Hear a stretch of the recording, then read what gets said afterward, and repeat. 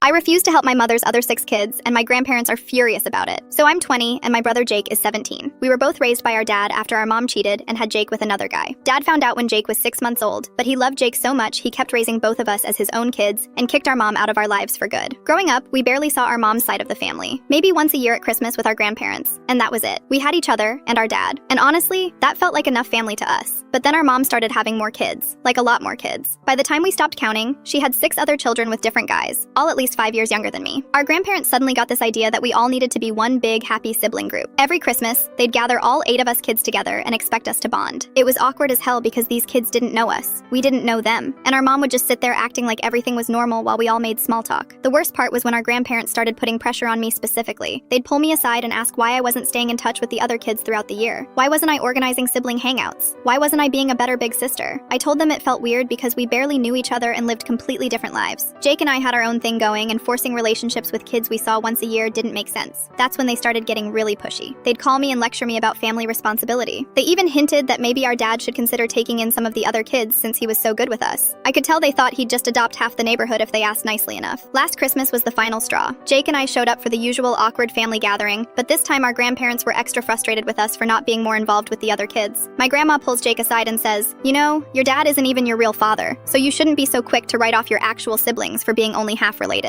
Jake came back from that conversation completely destroyed. This kid has never questioned that our dad is his real father in every way that matters. But hearing his own grandmother throw his paternity in his face to guilt him into caring about kids he barely knows just broke something in him. He was crying in the car on the way home, asking if he was less important to our family because he wasn't biologically related to dad. I had to reassure him that blood doesn't make a family, love does. And dad chose to be his father every single day. That night, we blocked our grandparents' numbers and told dad what happened. He was furious and said they weren't welcome in our house anymore. We went completely no contact over a year ago, but now they're back to harassing me.